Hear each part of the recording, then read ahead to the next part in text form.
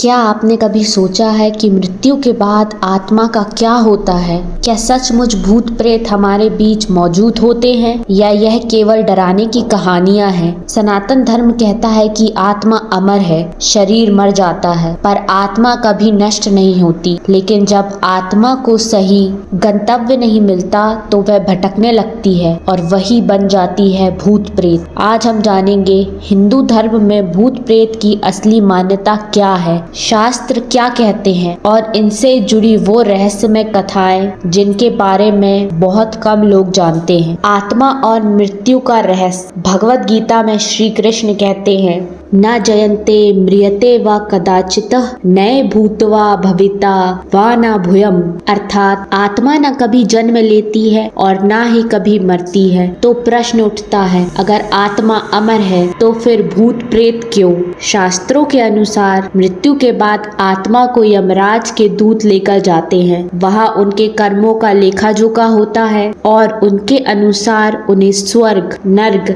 या पुनर्जन्म मिलता है। लेकिन जिन आत्माओं का श्राद्ध नहीं हुआ, जिनकी अकाल मृत्यु हुई या जिनकी गहरी इच्छा अधूरी रह गई, वे बीच में अटक जाते हैं। ऐसी आत्माएं ही भूत या प्रेत बन जाती हैं। भूत प्रेत कौन होते हैं? सनातन धर्म में आत्माओं को उनके स्वरूप और स्थिति के अनुसार अलग अलग नाम दिए गए हैं। प्रेत मृत्यु के तुरंत बाद से लेकर 1 साल तक आत्मा की जो अवस्था होती है उसे प्रेत कहते हैं। इस दौरान आत्मा को भोजन, जल और तर्पण की आवश्यकता होती है, इसलिए श्राद्ध और पिंडदान आवश्यक माना जाता है। भूत वह आत्मा जो मृत्यु के बाद भी धरती पर बंधी रह जाए, अधिकतर अकाल मृत्यु वाले या जिनका अंतिम संस्कार सही से न हुआ हो। पिशाच क्रूर और हिंसक आत्माएं जो मनुष्यों को नुकसान पहुंचाने की क्षमता रखती हैं। तंत्र मंत्र से प्रभावित या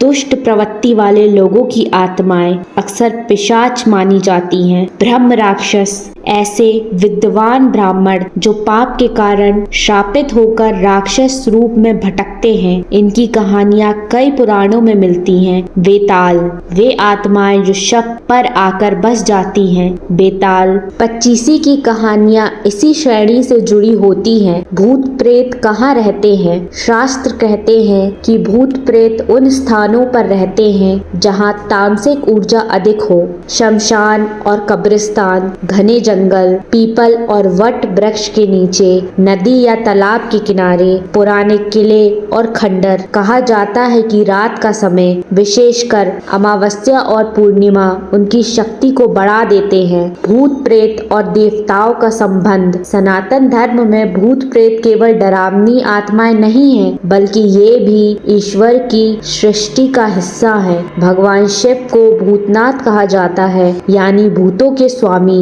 उनके गणों में प्रेत, पिशाच और योगिनी भी शामिल होते हैं। देवी काली शमशान में वास करती हैं और तामसिक आत्माओं को अपनी शक्ति में समेट लेती हैं। हनुमान जी का स्मरण करते ही भूत प्रेत भाग जाते हैं। तुलसीदास ने हनुमान चालीसा में लिखा, भूत पिशाच निकट नहीं आवे, महावीर जब नाम सुनावे। गंगा माता का जल आत्माओं को शांति प्रदान करता है। भूत प्रेत से जुड़ी शास्त्रीय कथाएं। गरुड़ पुराण की सच्चाई। गरुड़ पुराण में वर्णन है कि जब कोई मनुष्य मरता है तो उसकी आत्मा प्रेत योनि में रहती है। यदि श्राद्ध और पिंडदान न किया जाए तो आत्मा को भोजन और जल नहीं मिलता, तब वह भूखी प्यासी भटकती रहती है और प्रियजनों को सपने में आकर संकेत देती है। राजा का प्रेत रूप। कहा जाता है कि एक राजा की युद्ध में अकाल मृत्यु हुई। उनका श्राद्ध न होने के कारण उनकी आत्मा महल में भटकने लगी।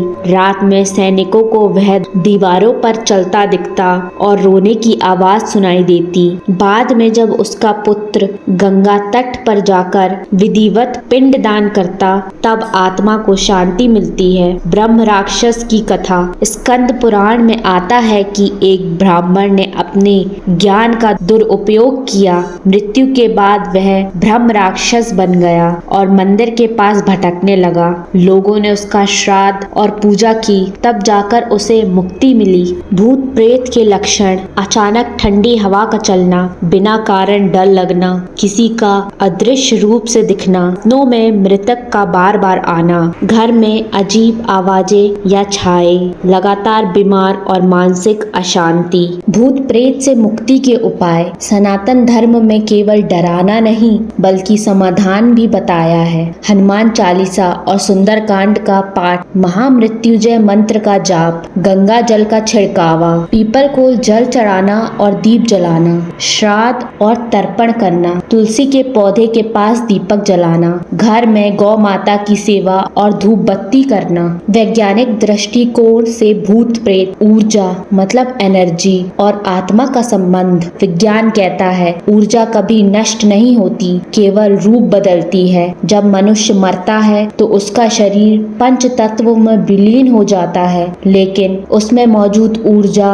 जिसे हम आत्मा कहते हैं, समाप्त नहीं होती। सनातन धर्म में भी यही सिद्धांत है कि आत्मा अजर अमर है। इसलिए कई वैज्ञानिक मानते हैं कि मृत्यु के बाद भी यह ऊर्जा किसी न किसी रूप में मौजूद रहती है। क्वांटम फिजिक्स और आत्माएं: क्वांटम भौतिकी कहता है कि ब्रह्मांड में सब कुछ ऊर्जा और तरंगों मतलब वेव्स के रूप में है। आत्मा का कोई विज्ञान कॉन्शियसनेस मतलब चेतना की ऊर्जा मानते हैं। डॉक्टर स्टुअर्ट हैमरॉफ और भौतिक विज्ञानी रोजक पेनरोज के ऑर्च और थ्योरी के अनुसार चेतना मस्तिष्क के न्यूरॉन के माइक्रोट्यूब्यूल्स में स्थित क्वांटम तरंगों से उत्पन्न होती है। जब मृत्यु होती है तो ये क्वांटम तरंगे शरीर से बाहर निकल जाती हैं और यही आत्मा है। यही सिद्धांत भूत प्रेत की उपस्थिति को ऊर्जा के रूप में वैज्ञानिक आधार देता है। पैरासाइकोलॉजी: यह विज्ञान की वह शाखा है जो भूत प्रेत, आत्मा, टेलीपैथी और पैरालौकिक घटनाओं का अध्ययन करती है।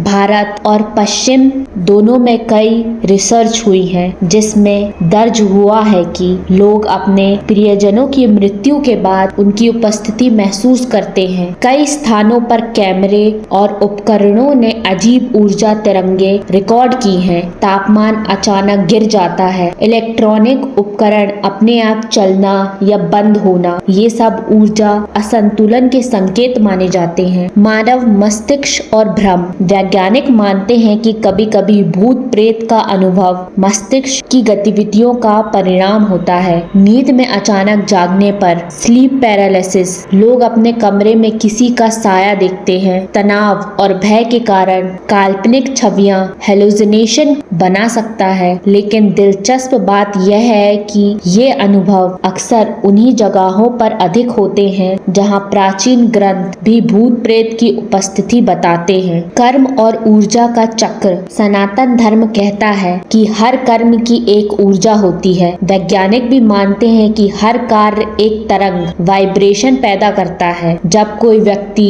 बहुत पाप करता है तो उसकी ऊर्जा भारी डेंस एनर्जी हो जाती है। ऐसी आत्माएं आसानी से ऊपर के लोकों में नहीं जा पाती और धरती पर भटकती रहती हैं। यह सिद्धांत भूत प्रेत के अस्तित्व को कर्म और ऊर्जा के संतुलन से जोड़ता है। आत्मा का वजन सोल्स वेट: 20वीं सदी के आरंभ में डॉक्टर डंकन मैकडूगल ने प्रयोग करके पाया कि जब व्यक्ति की मृत्यु होती है तो शरीर का वजन लगभग 21 ग्राम कम हो जाता है। उन्होंने कहा कि यही आत्मा का वजन है। हालांकि यह प्रयोग विवादित रहा, लेकिन आज भी यह आत्मा के अस्तित्व का वैज्ञानिक प्रमाण माना जाता है। भूत प्रेत और आधुनिक तकनीक: आजकल भूत प्रेत की जांच के लिए infrared cameras, EMF, electronic magnetic field detector और थर्मल सेंसर का इस्तेमाल होता है। इन उपकरणों से कई बार ऐसी ऊर्जा दर्ज हुई है जिसे सामान्य विज्ञान समझा नहीं पाया। कई बार कैमरे पर बिना शरीर वाले साए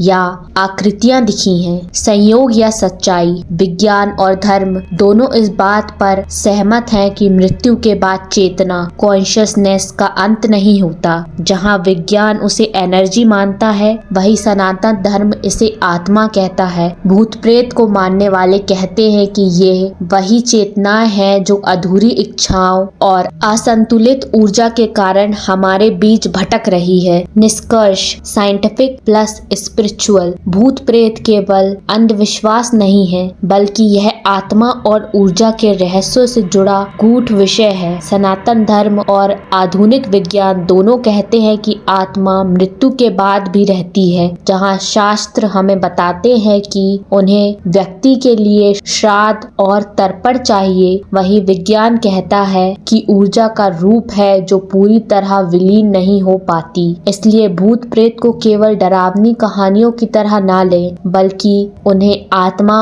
और ऊर्जा के रहस्यों को समझने का एक अवसर माने। याद रखिए, आत्माएं कभी मरती नहीं, बस जगह बदल लेती हैं। और कौन जानता है, अगली बार जब आप आईने में झांकें तो अपने पीछे खड़ी परछाई अपनी ना होकर किसी भटकती हुई आत्मा की हो।